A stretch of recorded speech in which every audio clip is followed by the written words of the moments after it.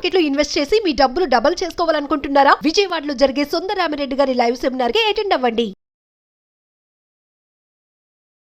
నమస్తే సుందరరామిరెడ్డి గారు. నమస్తే sir. King of good times గురించి మనం మాట్లాడుకోవాలి అంటే ఎస్ కోర్స్ బ్రాండ్ పేరు తీసుకోవాల్సిన అవసరం లేదు, అది అందరికీ తెలుసు. బట్ ఇక్కడ ఏంటంటే ఏదైతే బియర్ వార్ అనేది ఇప్పుడు మన తెలంగాణ రాష్ట్రంలో స్టార్ట్ అయ్యింది అండ్ గవర్నమెంట్ ఆఫ్ తెలంగాణ కంప్లీట్గా ఒక బ్రాండ్ ఆఫ్ బియర్ని బ్యాన్ చేస్తున్నట్టుగా వార్తలు చాలా మీడియాలో మనం చూస్తున్నాము. సో దీని గురించి చూసుకుంటే ఫస్ట్ ఆఫ్ ఆల్ ఏంటంటే బిజినెస్ ప్రపంచానికి ఇది ఒక పెద్ద షాక్. ఎందుకంటే అంత పెద్ద బ్రాండ్, కనీసం 30-40 ఏళ్ళ పాత brand or maybe more than that. So అలాంటి అంత పెద్ద బ్రాండ్కి ఇలా బ్యాన్ చేయడము ఇది ఎంతవరకు కరెక్ట్, ఆర్ దీనికి కారణాలు ఏమున్నాయి, ఎందుకు ఈ డెసిషన్ తీసుకుంది? యాక్చువల్గా తెలంగాణ గవర్నమెంట్ ఏమీ బ్యాన్ చేయట్లేదండి. యూబీఎల్ వాళ్ళే వాళ్ళంతటా వాళ్ళే సప్లై ఆపేస్తున్నారు అనమాట. వాళ్ళు చెప్పేది ఏంటంటే టోటల్ మేము మాకు పడ్డ కాస్ట్లో ఒక 72% గవర్నమెంట్ ట్యాక్స్లో పడుతున్నాయి. అంటే మాకు వస్తుంది కేవలం 18%. అంటే ప్రొడక్ట్ 18% మనం కన్జ్యూమ్ చేసేది, ట్యాక్స్లతో కలుపుకుంటే ఆ రేట్ మనం పే చేస్తున్నాం అనమాట వాళ్ళకి. అండ్ ఆల్మోస్ట్ 500 నుంచి 700 crores దాకా తెలంగాణ గవర్నమెంట్ వాళ్ళు బాకీ పడ్డారు దానికి. ఆ పేమెంట్ ఇన్ టైంలో ఇవ్వట్లేదు. ఈ బాకీలు ఎప్పటి నుంచి 2019 నుంచి 2019 నుంచి ఇప్పుడు దాకా ఉన్న బాకీలు మొత్తం 700 crores అవి పే చేయట్లేదు అనమాట అవి. అండ్ ఒక తెలంగాణ యూబీఎల్ ఎంత ఇంపార్టెంట్ ఈ మార్కెట్ అంటే, ఎందుకంటే ఇది ఐటీ బెంగళూరు తర్వాత హెడ్ ఇది ఇండియాకి. కన్జంప్షన్ చాలా ఎక్కువ ఉంటుంది ఇక్కడ దాంట్లో. అండ్ ఒక యూబీఎల్లో ఒక తెలంగాణ మొత్తం మీద 60% మార్కెట్ వాళ్ళ ఒక్కరిదే ఉంటుంది. అంటే తెలంగాణ అమ్మే టోటల్ బీర్లో 60% మార్కెట్ కింగ్ ఫిషర్ వెళ్ళదే. అంటే మార్కెట్ లీడర్ అయిపోయారు. మార్కెట్ లీడర్ వాళ్ళు, మోనోపల్లి లిటరల్ చెప్పంటే వాళ్ళు మోనోపల్లి. ఓకే. అండ్ టోటల్ వాళ్ళకి కూడా టోటల్ సేల్స్లో 20% సేల్స్ ఒక తెలంగాణ నుంచి వస్తాయి వాళ్ళకి. అంటే వదులుకోవటం వాళ్ళకి ఇష్టం లేదు. అంత పెద్ద బ్రాండ్ వదలటం తెలంగాణ గవర్నమెంట్కి ఇష్టం లేదు. ఇక్కడ ఏం జరుగుతుందంటే వీళ్ళు వాళ్ళ డ్యూస్ క్లియర్ చేయకపోవటం, పేమెంట్ ఇన్ఫ్లేషన్ అన్నీ పెరుగుతున్నాయి కదా, మాకు రేట్లు అన్నీ పెరుగుతున్నాయి, రా మెటీరియల్కి రేట్ పెంచడానికి ఛాన్స్ ఇవ్వండి అని చెప్పేసి వాళ్ళతో వీళ్ళు పట్టించుకోవట్లేదు. దానివల్ల ఏంటంటే వాళ్ళంతా వాళ్ళే అండ్ సప్లై ఆపేశారు అనమాట. సెల్ఫ్ బ్యాన్ చేస్తున్నారు వాళ్ళు. ఓకే, ఆ విషయం న్యూస్ రాగానే స్టాక్ 4% డౌన్ అయింది మార్కెట్లో. అంతే కదా, ఎందుకంటే సేల్స్ 20% కాంట్రిబ్యూషన్ ఓవరాల్ సేల్స్, మామూలు సేల్స్ కావు. ఓకే, అండ్ అదే టైంలో మనకి బీర్ ప్రియులకు కూడా ఇది ఆగిపోద్ది. తెలంగాణ మొత్తం మీద ఒక 40,000 కోట్ల రెవెన్యూ అచ్చం లిక్కర్ నుంచి వచ్చిందంటే ఎంత ఇంపార్టెంట్ ఇండస్ట్రీ చూసుకోండి. ఇక్కడ 40,000 crores ఇది. ఓకే, మొత్తం ఒక 6 కోట్ల బీర్ బాటిల్స్ ఇక్కడ అమ్ముడు పోతాయి అంటే ఎంత పెద్ద మార్కెట్ చూడండి ఇక్కడ. చాలా పెద్ద మార్కెట్.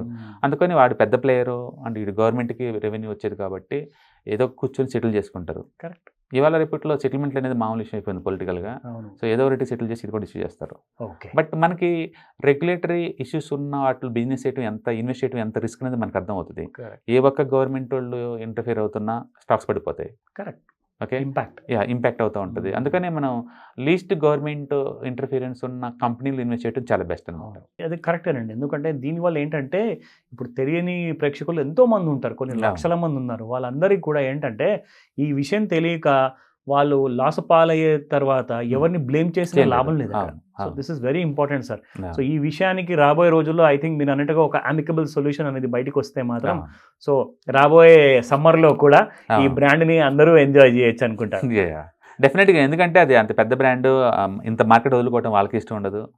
అండ్ 60% అమ్ముడుపోయి అది వెళ్తే మిగతా తక్కువ అమ్ముడుపోతాయి కాబట్టి వీళ్ళు అమ్ముకోదు.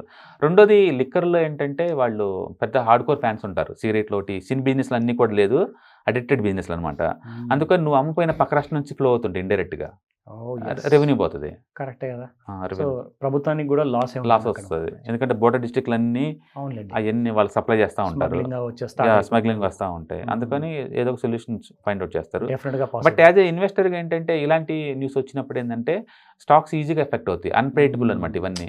అందుకని స్టాక్స్ చాలా ఈజీగా ఈ పొలిటికల్ కావచ్చు, ఆర్బీఐస్ కావచ్చు, సెంట్రల్ గవర్నమెంట్ కావచ్చు, జిఎస్టీ కావచ్చు. నిన్న జిఎస్టీ కౌన్సిల్ వాళ్ళు ఇచ్చే నోటీసులు ఫర్దర్ నోటీస్ ఇవ్వద్దు జిఎస్టీ కౌన్సిల్ అని చెప్పేసి ఆన్లైన్ గేమింగ్ ఇండస్ట్రీకి సుప్రీంకోర్టు నేను తీర్పు ఇచ్చింది.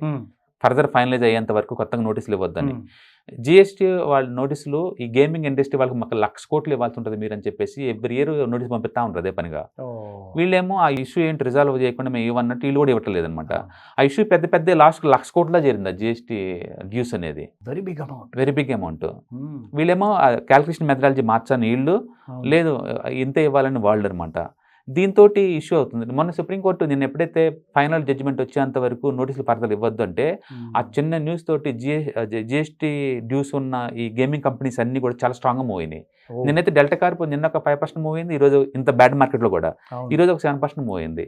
అంటే ఊహించండి, ఒక్కొక్క చిన్న చిన్న ఈ కోర్టు ఈవెంట్స్ కానీ, గవర్నమెంట్ నోటీసులు కానీ, సెంట్రల్ గవర్నమెంట్ ఈ పాలసీల వల్ల కంపెనీస్ ఎలా ఎఫెక్ట్ అవుతుందో చూడండి, ఓన్ బిజినెస్ కాకుండా. అందుకని రెగ్యులేటరీ ఇష్యూస్ లేకుండా ఉన్న బిజినెస్ చూసుకొని ఇన్వెస్ట్ చేయడం అనేది one of the best thing అనమాట. Correct, this is what you should follow. Thank you so much అండి, thank you once again. Yeah hi, మొట్టమొదటిసారిగా మన విజయవాడలో క్లాస్ రూమ్ ట్రైనింగ్ అండి, 1 డే క్లాస్ రూమ్ ఎన్విరాన్మెంట్లో ఆఫ్లైన్ వెబినార్ జరగబోతుంది. అండ్ ఇంట్రెస్ట్ ఉన్న participants ఈ కింద స్క్రోల్ అవుతున్న నెంబర్కి రింగ్ చేసుకొని సీట్ బుక్ చేసుకోండి. దీంట్లో ETFs, index funds and mutual funds మీద completely and hand holding experience మీకు ప్రొవైడ్ చేయబడుతుంది.